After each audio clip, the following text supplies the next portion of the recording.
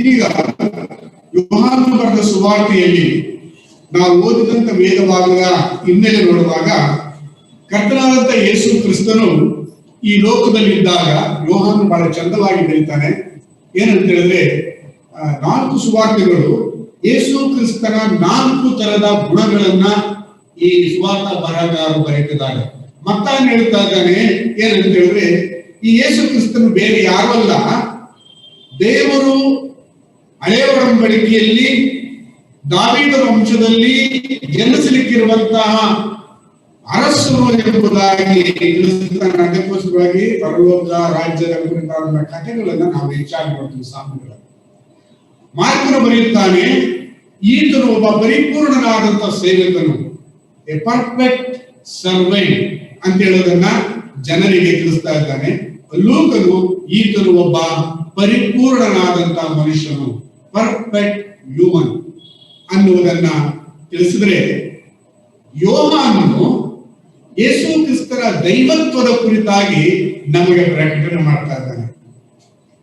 ಯೇಸು ಕ್ರಿಸ್ತನು ದೇವಕುಮಾರನು, ದೇವರು ಮನುಷ್ಯರ ಬಿಡುಗಡೆಗೋಸ್ಕರವಾಗಿ ತನ್ನ ಮಗನನ್ನು ಈ ಲೋಕಕ್ಕೆ ಕೊಡುತ್ತೇನೆಂಬುದಾಗಿ ವಾಗ್ದಾನ ಮಾಡಿದಾತನು, ಯಜ್ಞದ ಕುರಿಯಾದಾತನು, ಜೀವದ ರೊಟ್ಟಿಯಾಗಿರುವಾತನು, ಮಾರ್ಗ ಸತ್ಯವನ್ನು ನಿರ್ಮಾಣ ಮಾಡುವಾತನು, ನಿತ್ಯ ಜೀವವನ್ನು ಜನಗಳಿಗೆ ಕೊಡುವವನು ಎಂಬುದನ್ನ ಇಲ್ಲಿ ವಿವರಣೆ ಮಾಡ್ತಾನೆ.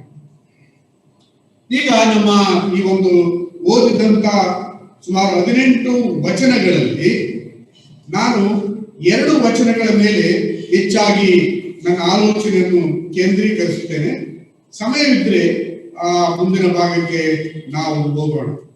6ನೇ ಅಧ್ಯಾಯದಲ್ಲಿ ಕರ್ತನಾದ ಯೇಸು ಕ್ರಿಸ್ತನು ಒಂದು ಅದ್ಭುತವನ್ನು ಮಾಡಿದ್ದಾನೆ. ನೋಡ್ರಿ, ನೀವು ಸುವಾರ್ತೆಗಳನ್ನು ಗಮನಿಸುವುದಾಗಿದ್ದರೆ, ಯೋಹಾನನು ಕೆಲವು ಕಾರ್ಯಗಳನ್ನು ತಿಳಿಸಿದ್ದಾನೆ, ಬೆರಳೆಣಿಕೆಯಷ್ಟು. ಆದರೆ ಮತ್ತಾಯನು ಬಹಳವಾಗಿ ಹೇಳ್ತಾನೆ, ಲೂಕನು ಬಹಳವಾಗಿ ಹೇಳ್ತಾನೆ. ಒಂದು 5-6 ಕಾರ್ಯಗಳನ್ನು ಮಾತ್ರ ಯೋಹಾನನು ಬರೆಯುತ್ತಿದ್ದಾನೆ. ಇದು ಬರೆಯುವುದರ ಉದ್ದೇಶ ಅಂತ ಹೇಳಿದ್ರೆ, ಈತನು ದೇವ ಕುಮಾರನು, ಸೃಷ್ಟಿಕರ್ತನಾದ ದೇವರು ಎಂದು ತನ್ನ ಓದುಗರು ತಿಳ್ಕೊಳ್ಳಬೇಕು ಅಂತೇಳಿ ಅಪೇಕ್ಷಿಸ್ತಾನೆ. 6ನೇ ಅಧ್ಯಾಯದಲ್ಲಿ 5 ರೊಟ್ಟಿ 2 ಮೀನುಗಳು, 5 ರೊಟ್ಟಿ 2 ಮೀನುಗಳಿಂದ ಹೆಚ್ಚು ಕಡಿಮೆ ಗಂಡಸರ ಸಂಖ್ಯೆ ಎಷ್ಟಿತ್ತಂತೆ? 5,000 ಜನರು ಇದ್ದರು ಎಂಬುದಾಗಿ ನಾವು ಇಲ್ಲಿ ಬರೆದಿರೋ ನೋಡ್ತಾ 11ನೇ ಅಧ್ಯಾಯ 11 ಹೆಚ್ಚು ಕಡಿಮೆ ಗಂಡಸರು ಮಾತ್ರ 5,000. ಇನ್ನು ಮಕ್ಕಳು, ಸ್ತ್ರೀಯರು ಮಿನಿಮಮ್ 20,000. ಎಷ್ಟು? 5 ರೊಟ್ಟಿ 2 ಮೀನು. Is it possible? Humanly it is impossible, but it is possible with God. ಯಾವುದು ಮನುಷ್ಯರಿಗೆ ಅಸಾಧ್ಯವೋ ಅದು ದೇವರಿಗೆ ಸಾಧ್ಯ. ಈ ಅದ್ಭುತವನ್ನು ಮಾಡಿದ ಪ್ರಮುಖವಾದ ಉದ್ದೇಶ ಅಂತ ಹೇಳಿದ್ರೆ, I am sent by God for you, believe me. ನಾನು ದೇವರಿಂದ ನೇಮಕವಾದಂತಹ ದೇವಕುಮಾರನು ನಿಮ್ಮ ಬಿಡುಗಡೆಗಾಗಿ ಬಂದಿದ್ದೇನೆ, ನನ್ನನ್ನು ನಂಬಿರಿ ಅನ್ನುವಂತಹ ಸಂದೇಶವನ್ನ ತನ್ನ ಓದುಗರಿಗೆ ತಿಳಿಸುವುದಕ್ಕೋಸ್ಕರವಾಗಿ ಆತನು ಇಲ್ಲಿ ವಿವರಣೆ ಮಾಡ್ತಾನೆ. ಮತ್ತೆ ಈ ಅದ್ಭುತವನ್ನು ಮಾಡಿದ್ದಾದ ಮೇಲೆ ಜನರಲ್ಲಿ ಒಂದು ಸಾಧಾರಣವಾದ ಒಂದು ಅಭಿಪ್ರಾಯ ಬಂತು. ಏನು ಅಭಿಪ್ರಾಯ? 15ನೇ ವಚನ ನೋಡುವಾಗ, 15ನೇ ವಚನ 6ನೇ ಅಧ್ಯಾಯದ 15ನೇ ವಚನದಲ್ಲಿ, ಆಗ ಯೇಸು ಅವರು ಬಂದು ತಮ್ಮನ್ನು ಹಿಡಿದುಕೊಂಡು ಹೋಗಿ ಅರಸನನ್ನಾಗಿ ಮಾಡಬೇಕೆಂಬ ಆಲೋಚನೆಯಿದ್ದಾರೆಂದು ತಿಳಿದುಕೊಂಡು. ನೋಡಿ, ಯಾವಾಗ ಯೇಸು ಅದ್ಭುತವನ್ನು ಮಾಡಿದನೋ ಅವರಿಗೆ ಒಂದು ಮನಸ್ಸಾಯಿತು, ಅರೆ 5 ರೊಟ್ಟಿ 2 ಮೀನುಗಳಿಂದ 20,000 ಜನರಿಗೆ ಊಟ ಮಾಡಿದ ಈ ಪ್ರಭು, ಈ ಮಹಾತ್ಮನು ನಮ್ಮ ಅರಸನಾಗಿದ್ರೆ ದುಡಿಯುವುದೇ ಬೇಡ, ಆತನ ಮಾತು ಕೇಳೋದು ಊಟದ ಟೈಮ್ ಆದ್ರೆ ರೆಡಿ.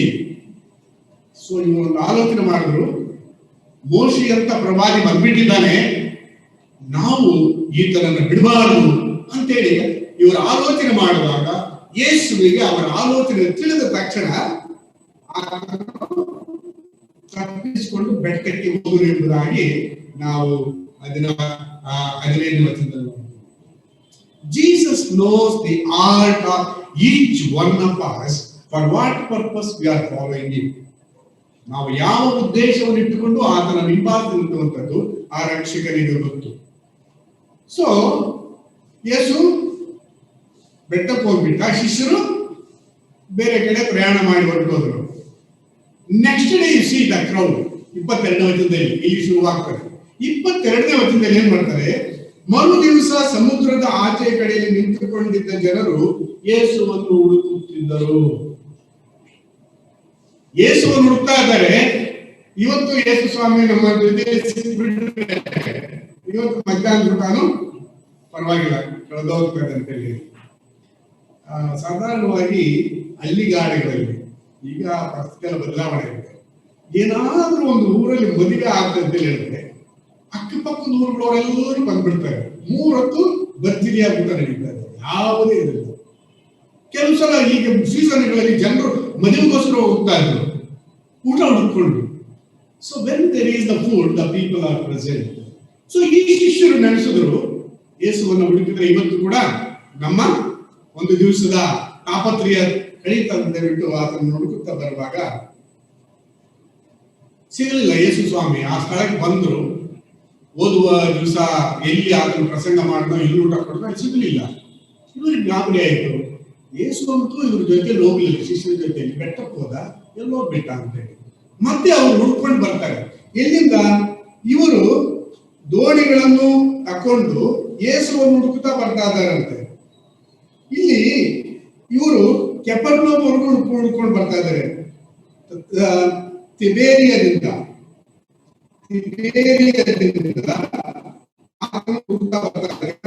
ವರೆಗೆ. ಈ ತಿಬೇರಿಯ ಅನ್ನುವಂಥದ್ದು ಈ ಯೆರೂಸಲೇಮ್ ಕೆಫರ್ನೌಮ್ ಪಟ್ಟಣಕ್ಕೆ ಸ್ಥಳಕ್ಕೆ ಅದು ಸಮುದ್ರ ತೀರ ಸುಮಾರು 10 ಕಿಲೋಮೀಟರ್ ದೂರ ಆಗ್ತದೆ. 10 ಕಿಲೋಮೀಟರ್ ದೂರ ದೋಣಿಯಲ್ಲಿ ಹೋಗ್ಬೇಕಂತ ಹೇಳಿದ್ರೆ ಒಂದು 10 ರಿಂದ 15 ನಿಮಿಷ ಬೇಕು.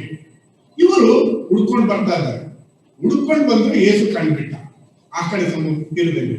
ಬಹಳ ಖುಷಿ ಆಯ್ತು. ಯೇಸು ನೋಡಿದ ತಕ್ಷಣ ಮತ್ತೆ ಖುಷಿ ಆಯ್ತು ಅವರಿಗೆ. ಏನ್ ಕೇಳ್ತಾ ಇದ್ರು ಪ್ರಶ್ನೆ ನೋಡ್ರಿ. 25 ವಚನದಲ್ಲಿ ಯೇಸುವನ್ನು ಆತನನ್ನು ಕಂಡುಕೊಂಡು, ಗುರುವೇ, ಯಾವಾಗ ಇಲ್ಲಿ ಬರೋಣವಾಯಿತು ಎಂದು ಕೇಳಿದ್ದಕ್ಕೆ ಇವರು ಖುಷಿ ಆಯ್ತು. ಇವ್ರು ಯೇಸುವನ್ನು ನೋಡಿ ಕೇಳ್ತಾ ಇದ್ದಾರೆ, ಯಾವಾಗ ಸ್ವಾಮಿ ಬಂದ್ಬಿಟ್ರಿ ಇಲ್ಲಿಗೆ ಅಂತೇಳಿ. ಆದ್ರೆ ಯೇಸು ನಾನು ಹೇಳಿದಾಗೆ ಅವರ ಉದ್ದೇಶ ಏನನ್ನು ತಿಳ್ಕೊಂಡಿದ್ರಿಂದ ಆತನ ಪ್ರಶ್ನೆ ಮಾಡ್ತಾರೆ ಅಂತ ಹೇಳಿದ್ರೆ, ಅದಕ್ಕೆ ಯೇಸು, ನಿಮಗೆ ನಿಜ ನಿಜವಾಗಿ ಹೇಳುತ್ತೇನೆ, ನೀವು ನನ್ನನ್ನು ಹುಡುಕುವುದು ಸೂಚಕ ಕಾರ್ಯವನ್ನು ನೋಡಿದ್ದರಿಂದಲ್ಲ, ಆ ರೊಟ್ಟಿ ತಿಂದು ಹೊಟ್ಟೆ ತುಂಬಿಸಿಕೊಂಡಿದ್ದರಿಂದಲೇ. ನಾನು ಯಾವಾಗ ನಿಮ್ಮ ಎದುರಿನಲ್ಲಿ ನೆನ್ನೆ ದಿವಸ ಅದ್ಭುತವನ್ನು ಮಾಡಿದನೋ ಆಗ ನಿಮ್ಮ ಮನಸ್ಸಿನಲ್ಲಿ ಒಂದು ಆಲೋಚನೆ ಬರಬೇಕಾಗಿತ್ತು, ಈತನು ಯಾರು, ಈತನನ್ನ ನಾವು ಹೇಗೆ ಅರ್ಥ ಮಾಡಿಕೊಳ್ಳೋಣ, ಈತನ ಜೊತೆಯಲ್ಲಿ ಹೇಗೆ ನಾವು ಅನ್ಯೋನ್ಯತೆಯನ್ನ ಸಂಬಂಧವನ್ನು ಬೆಳೆಸೋಣ ಅನ್ನುವುದರ ವಿಷಯದಲ್ಲಿ ಚಿಂತೆ ಮಾಡಬೇಕಾಗಿತ್ತು.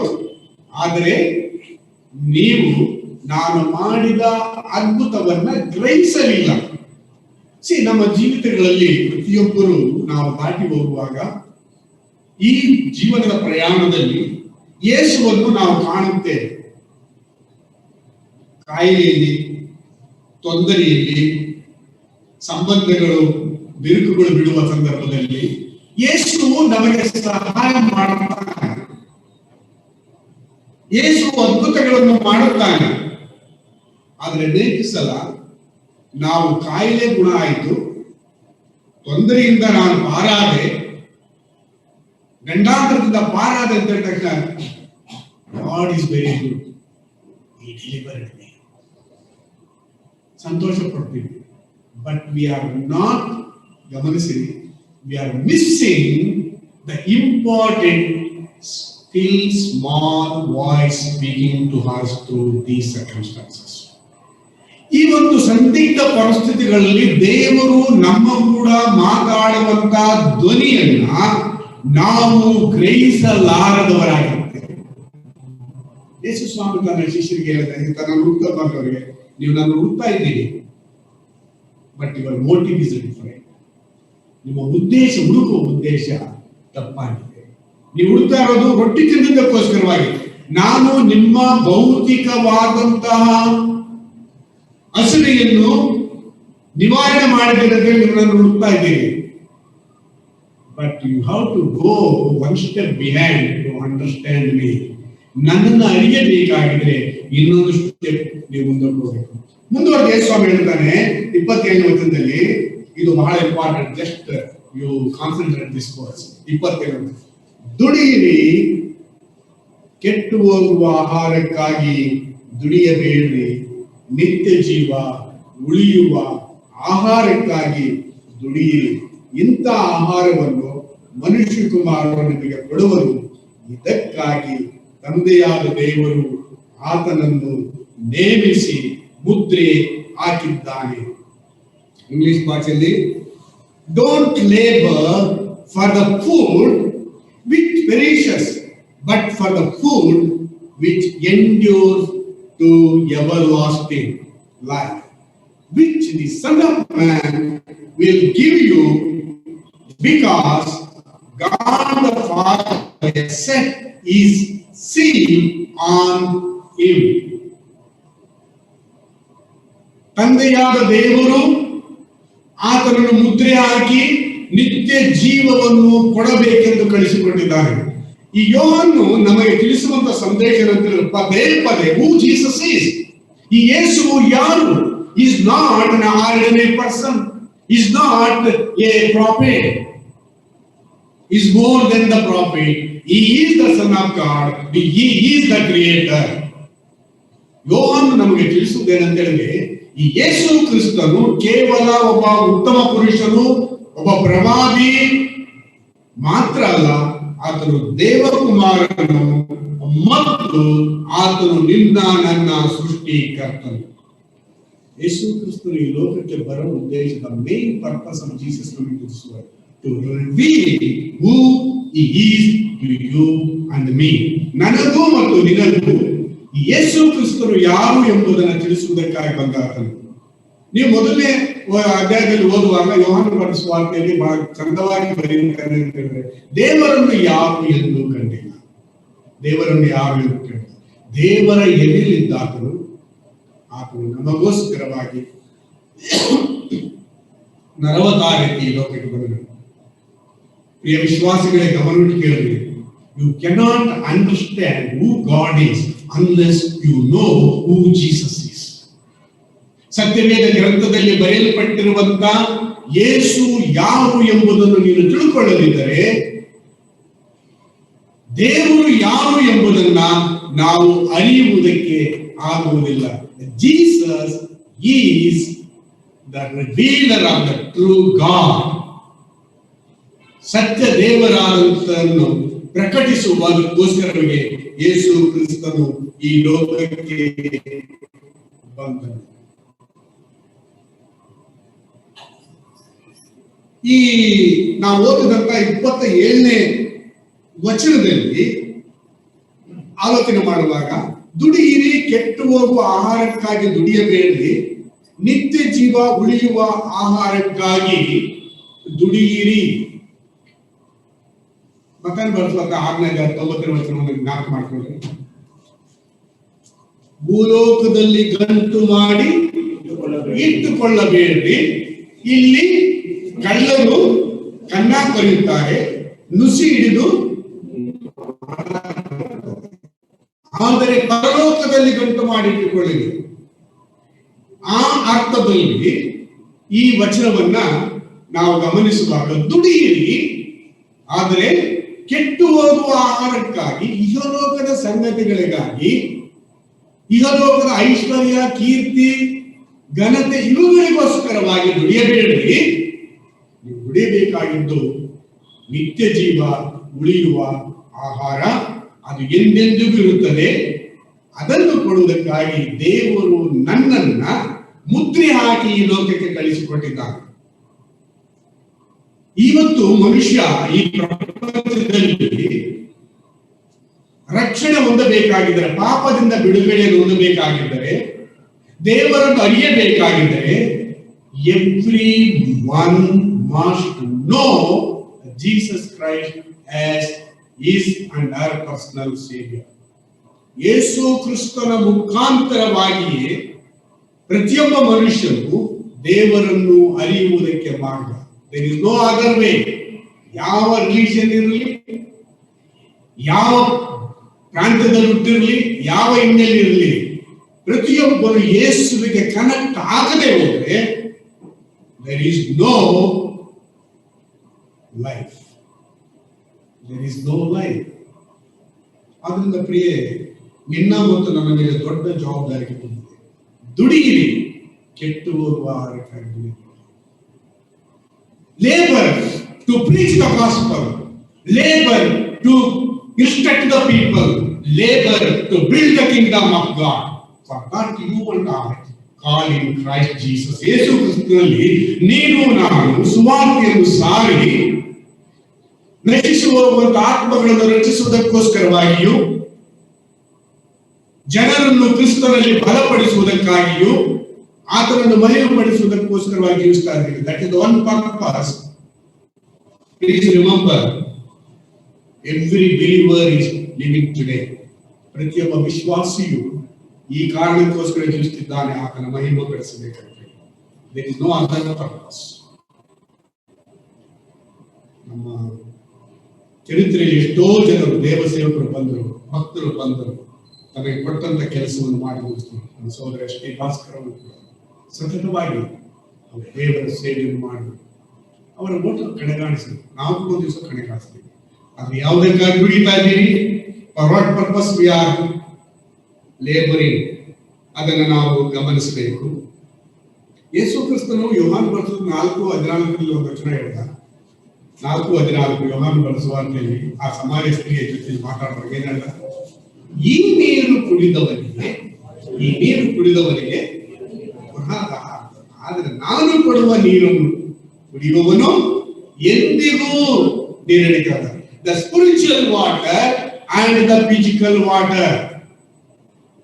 ಮತ್ತಾನು ಬರೆಸುವಾರ್ತೆ ಅಂತ ಹೇಳಿದ್ರು, ಇಹಲೋಕದ ಗಂಟು ಪರಲೋಕದ ಗಂಟು. ಇಲ್ಲಿ ಆತ ಹೇಳ್ತಾನೆ ಇಹಲೋಕದ ನೀರು ಪರಲೋಕದ ನೀರು. ನಾನು ಕೊಡುವ ನೀರನ್ನು, ಯೇಸು ಕ್ರಿಸ್ತನ ಬಳಿಯಲ್ಲಿ ದಾಹಗೊಂಡಂತ ಜನರು ಬರುವಾಗ ಆತನು ಕೊಡುವಂತ ನೀರು ಅವರ ಆತ್ಮೀಯ ತೃಷೆಯನ್ನು, ಆತ್ಮೀಯ ದಾಹವನ್ನು.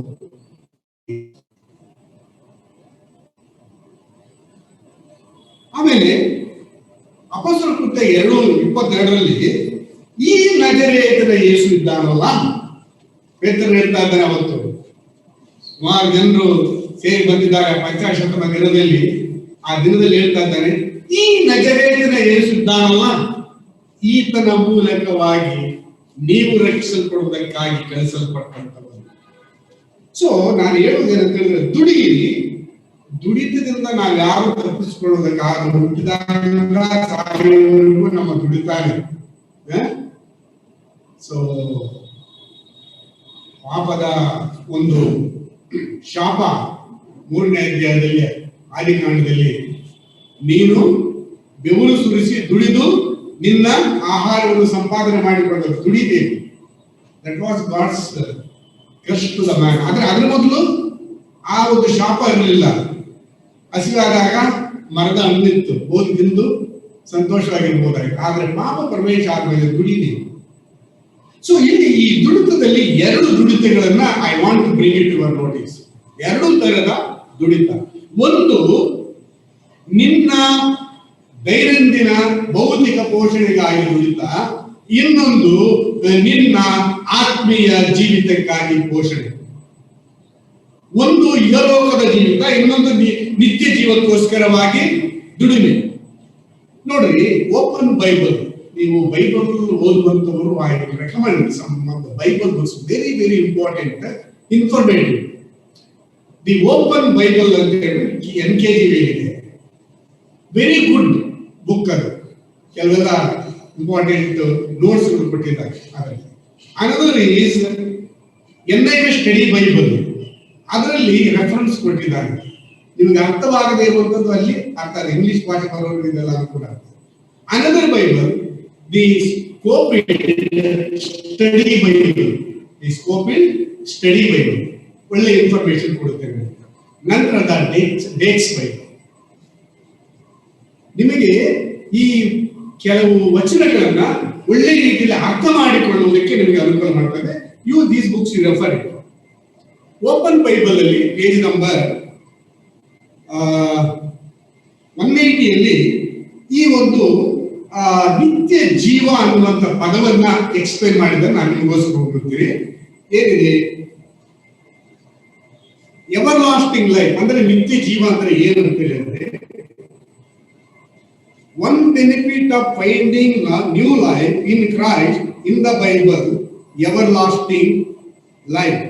ಸತ್ಯವೇದದಲ್ಲಿ ಜೀವನದ ಕ್ರಿಸ್ತನಲ್ಲಿ ಸಿಕ್ಕುವಂತ ಜೀವದ ಕುರಿತಾಗಿ ಬೈಬಲ್ ನಲ್ಲಿ ಬರೆದಿರುವಂತಹ ನಿತ್ಯ ಜೀವ. The character of this great reality may be summarized by carefully looking at each word, the word. ಈ ಒಂದು ಸತ್ಯವೇದದಲ್ಲಿ ಬರೆದಿರುವಂತಹ ಈ ನಿತ್ಯ ಜೀವ ಅನ್ನುವಂತಹ ಪದದ ಪ್ರತಿಯೊಂದು ಅಕ್ಷರವನ್ನು ಅಥವಾ ಪದವನ್ನ ನಾವು ಬಹಳ ಸೂಕ್ಷ್ಮವಾಗಿ ಗಮನಿಸಿದಾಗ, the word life expresses the quality of this new relationship with God. ನಿತ್ಯ ಜೀವ ಅನ್ನುವಂತ ಆ ಪದಗಳಲ್ಲಿ ಬಳಕೆಯಾಗಿರುವಂತ ಜೀವ ಅನ್ನುವಂಥದ್ದು ಜೀವ. ಗಮನಿಸ್ರಿ, ಈ ಜೀವ ಅಂದರೆ ದೇವರೊಟ್ಟಿಗೆ ನಮಗೆ ಸಂಬಂಧವನ್ನು ಹೊಸದಾಗಿ ಕಲ್ಪಿಸುವಂತದ್ದಾಗಿದೆ. ಯೇಸು ಸ್ವಾಮಿ ಹೇಳುವಂತ ನಿತ್ಯ ಜೀವ, ಈ ನಿತ್ಯ ಜೀವದ ಲಕ್ಷಣ ಏನಂತ ಹೇಳಿದ್ರೆ, ಇದನ್ನು ಹೊಂದಿದಂತವನು ಇಮ್ಮಿಡಿಯೇಟ್ ಆಗಿ ದೇವರ ಸಂಪರ್ಕಕ್ಕೆ ಬರ್ತಾನೆ. ಈ connected to God. It does not mean, of course, that we are not physically alive before salvation. ಇದರ ಅರ್ಥ ರಕ್ಷಣೆ ಹೊಂದುವುದಕ್ಕಿಂತ ಮುಂಚಿತವಾಗಿ ನಾವು ದೈಹಿಕವಾಗಿ ಬದುಕಲಿಲ್ಲ ಅನ್ನುವಂಥದ್ದು ಈ ಮಾತಿನ ಅರ್ಥ ಅಲ್ಲ. It simply stresses the fact that we enter into new personal relationship with God that gives us fullness of spiritual vitality that we lacked before. ಆದರೆ ಆತ್ಮೀಯವಾದಂತಹ ಉತ್ಕೃಷ್ಟವಾದಂತಹ ಆ ಜೀವಿತ ದೇವರೊಟ್ಟಿಗೆ ನಮಗೆ ಸಂಬಂಧವನ್ನು ತಂದುಕೊಡ್ತದೆ. ಈ ಒಂದು ಸಂಬಂಧ, ಈ ಒಂದು ಜೀವ ಕ್ರಿಸ್ತನನ್ನು ನಂಬುವುದಕ್ಕಿಂತ ಮುಂಚಿತವಾಗಿ ನಮ್ಮಲ್ಲಿ ಇರಲಿಲ್ಲ. The word everlasting emphasizes life without end. ನಿತ್ಯ ಜೀವ ಅಂದರೆ ಅದು ಎಂದಿಗೂ ಮುಗಿದು ಹೋಗದಂತಹ ಜೀವಿತ, ಎಂದಿಗೂ ಮುಗಿದು ಹೋಗುವುದ ಜೀವಿತ. Though it will not be completely fulfilled until our future bodily redemption. ಈ ನಿತ್ಯ ಜೀವದ ಪರಿಪೂರ್ಣವಾದಂತಹ ಅನುಭವವು ಅಥವಾ ಜೀವಿತ ನಾವು ಈ ಲೋಕ ಯಾತ್ರೆಯನ್ನು ಮುಗಿಸುವವರೆಗೂ ಅಥವಾ ನಮ್ಮ ಶರೀರಗಳಿಗೆ ಪುನರುತ್ಥಾನ ಆಗುವವರೆಗೂ ಅದರ ಸಂಪೂರ್ಣವಾದಂತಹ ಜೀವಿತವನ್ನು ನಾವು ಹೊಂದಲಾರೆವು. It is still a present possession that can never perish. ಆದರೆ ಇದರ ಲಕ್ಷಣ ಏನಂತ ಹೇಳಿದ್ರೆ, ಇದು ನಾಶವಾಗುವಂತದ್ದಲ್ಲ, ಇದು ಬೇಗನೆ ಕೆಟ್ಟು ಹೋಗುವಂತದ್ದಲ್ಲ, ಇದು ನಿತ್ಯ ನಿರಂತರವಾಗಿರುವಂತದ್ದು. Everlasting life must not be conceived as an exclusively future possession. ಈ ನಿತ್ಯ ಜೀವ ಅಂತ ಹೇಳಿದ್ರೆ ಆಮೇಲೆ ಸಿಗ್ತಾರೆ ಅಂತ ಹೇಳುವಂತ ಮಾತಿನ ಅರ್ಥ ಅಲ್ಲ. ನಿತ್ಯ ಜೀವ ಆಮೇಲೆ ಸತ್ತ ಮೇಲೆ ಸಿಗ್ತದೆ ಅನ್ನುವಂತ ಮಾತಿನ ಅರ್ಥ ಅಲ್ಲ. It clearly, rather, its possession is clearly seen in our action. ಆ ನಿತ್ಯ ಜೀವವನ್ನು ಹೊಂದಿದ ತಕ್ಷಣ ಅದರ ಲಕ್ಷಣಗಳು ನಮ್ಮ ಈ ಜೀವಿತದಲ್ಲಿಯೇ ಅದು ಕಂಡು ಬರ್ತದೆ, ನಮ್ಮ ಕ್ರಿಯೆಗಳಲ್ಲಿ, ನಮ್ಮ ಮಾತುಗಳಲ್ಲಿ. Thus, no murderer has eternal life abiding in him. 1 ಯೋಹಾನ 3:15 ಹೇಳ್ತಾರೆ, ಯಾವ ಕೊಲೆಗಾರನಲ್ಲಿಯೂ ಆ ನಿತ್ಯ ಜೀವ ಇರುತ್ತೆ. ಅಂದ್ರೆ ಯಾರು ಬರ್ತೇನೆ ಅಂತ ಹೇಳಿದ್ರೆ, ನಿತ್ಯ ಜೀವ ಹೊಂದಿದ್ದೇನಂತ ಹೇಳುವಂತವನು ತನ್ನ ಸಹೋದರನನ್ನ ದ್ವೇಷ ಮಾಡುವುದಿಲ್ಲ, ಕೊಲೆಗೆ ಕೈ ಹಾಕುವುದಿಲ್ಲ ಅನ್ನುವಂತ ಆ ಲೈಫ್ ನ ಒಂದು ಲಕ್ಷಣ. Indeed, love is the confirming evidence that we do in fact have eternal life. ಈ ಒಂದು ನಿತ್ಯ ಜೀವದ ಲಕ್ಷಣ ಏನಂತ ಹೇಳಿದ್ರೆ, ಪ್ರೈಮರಿ ಕ್ಯಾರೆಕ್ಟರ್ ಏನಂತ ಹೇಳಿದ್ರೆ ಪ್ರೀತಿ. ಆ ಪ್ರೀತಿಯು ಆ ಜೀವದಲ್ಲಿ, ನಿತ್ಯ ಜೀವದಲ್ಲಿ, ಈ ಲೋಕದಲ್ಲಿ ಜೀವಿಸುವಂತೆ ಮಾಡುತ್ತದೆ. ಆ ಜೀವ ಸಿಕ್ಕುವಂಥದ್ದು ಕ್ರಿಸ್ತನಲ್ಲಿ ಮಾತ್ರ. 2 ಕೊರಿಂಥ 5:17 ಬಾಯ್ಪಾಠ ಬರ್ಬೋದು. Anyone is in Christ is a new creation. ಯಾವನಾದರೂ ಕ್ರಿಸ್ತನಲ್ಲಿದ್ದರೆ ಅವನು ನೂತನ ಸೃಷ್ಟಿಯಾದನು. 2 ಕೊರಿಂಥ 5:17. ಸೊ ಇದರ ಲಕ್ಷಣ ಏನಂತ ಹೇಳಿದ್ರೆ, ನಿನಗೆ ಆ ನಿತ್ಯ ಜೀವ ಸಿಕ್ಕಿದೆ ಅಂತ ಹೇಳಿದ ತಕ್ಷಣ you are a new person. Totally ನಿನ್ನ ಆತ್ಮದಲ್ಲಿ ಹೊಸಬರಾಗಿಬಿಡ್ತೇವೆ. ಭೌತಿಕ ದುಡಿಮೆ ಮತ್ತು ಆತ್ಮೀಯ ದುಡಿತೆಗಳಲ್ಲಿ ದುಡಿಯಿರಿ, ಕೆಟ್ಟುವ ಆಹಾರಕ್ಕಾಗಿ ದುಡಿಯಬೇಡಿ ಅಂತ ಹೇಳುವಾಗ ಯೇಸು ಸ್ವಾಮಿ, whatever you do after you believe in Jesus Christ it counts. ನೀನು ಯೇಸು ಕ್ರಿಸ್ತನನ್ನು ನಂಬಿದ ಮೇಲೆ ನೀನು ಮಾಡುವ ಪ್ರತಿಯೊಂದು ಕಾರ್ಯವು ಅದು ಲೆಕ್ಕಕ್ಕೆ ಬರುತ್ತದೆ. ಐದರ್ ಯು ಆರ್ ಲೇಬರಿಂಗ್ ಫಾರ್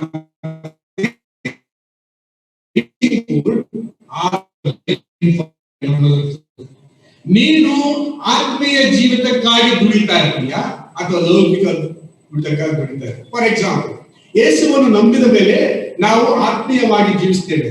ಭೌತಿಕವಾಗಿ ಜೀವಿಸುವುದುಂಟು, ಆತ್ಮೀಯವಾಗಿ ಜೀವಿಸ್ತೇವೆ. ಆತ್ಮಿಕ ಜೀವಿತಕ್ಕಾಗಿ ನಾವು ದುಡಿತೀವಿ. ಒಂದು ಆಫೀಸಲ್ಲಿ ಕೆಲಸ ಮಾಡ್ತೀವಿ, ಒಂದು ಶಾಲೆಯಲ್ಲಿ ವಿದ್ಯಾಭ್ಯಾಸ ಕಲಿತೀವಿ, ಮನೆಯಲ್ಲಿ ಕೆಲಸಗಳು ಮಾಡ್ತೀವಿ. ಯಾತಕ್ಕೆ? ಹೊಟ್ಟೆಪಾಡಿಗೋಸ್ಕರವಾಗಿ.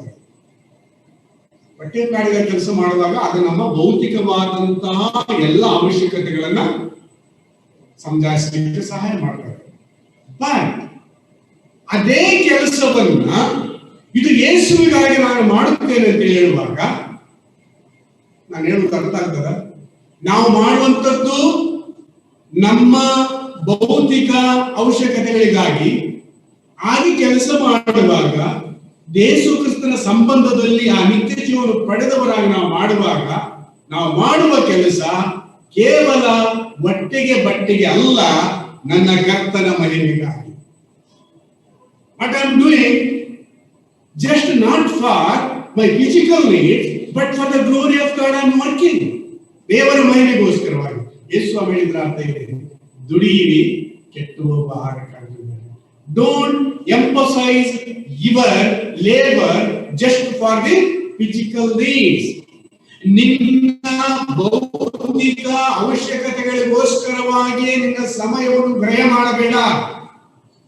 Give priority for the eternal life. My dear young people,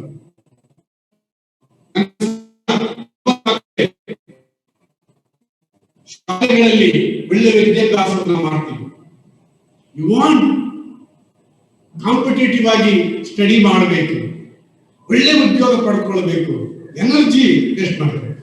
Unless you give priority to Lord Jesus Christ, possess your life, whatever your attempts, whatever is success may not be the successful.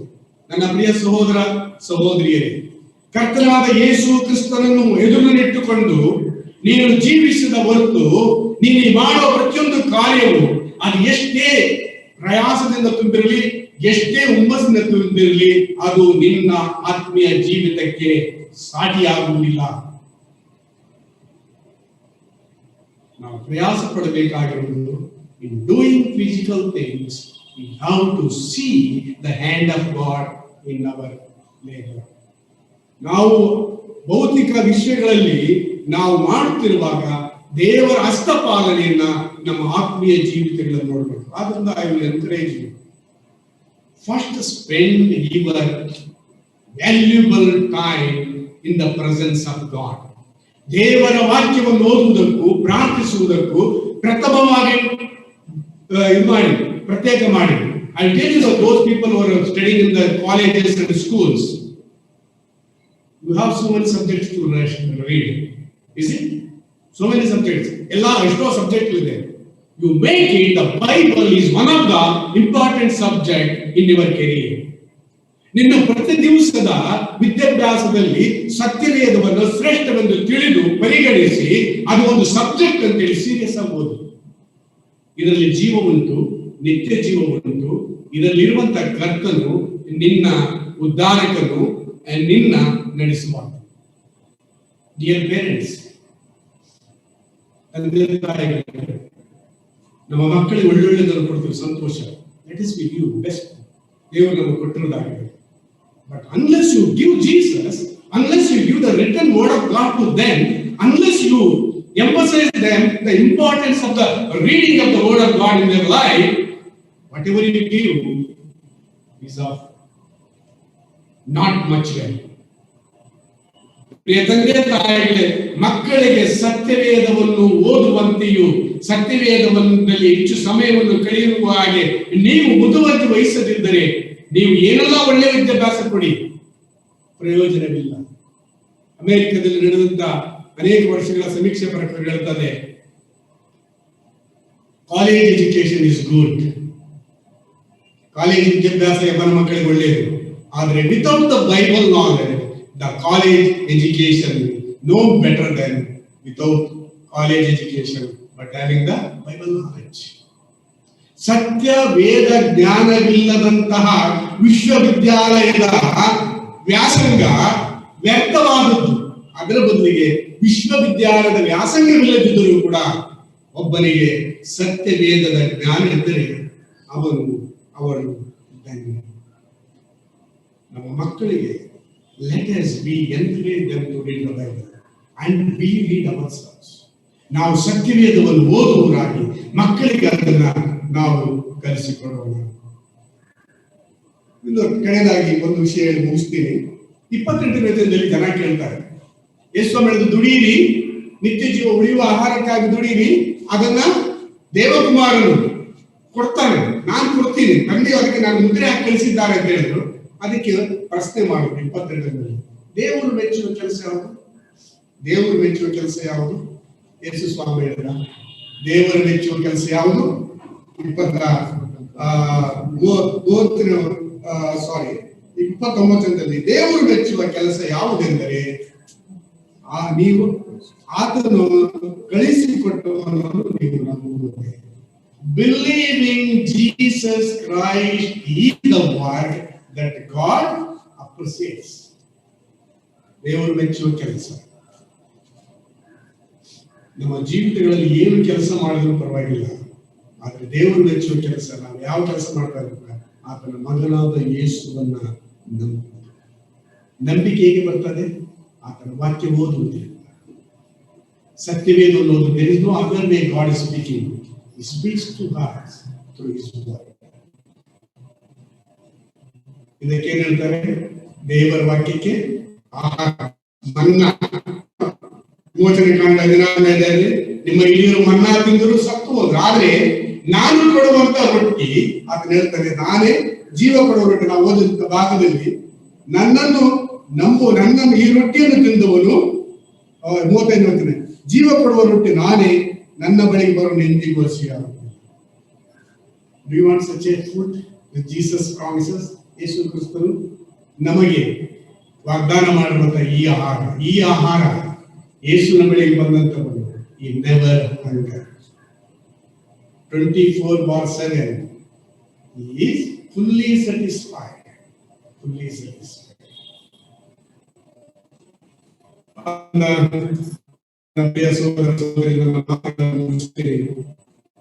ಇವತ್ತು ನಾನು ಹೇಳುವಂತ ವಿಷಯಗಳಲ್ಲಿ ನಾವು ದುಡಿತಾ ಇದ್ದೀವಿ.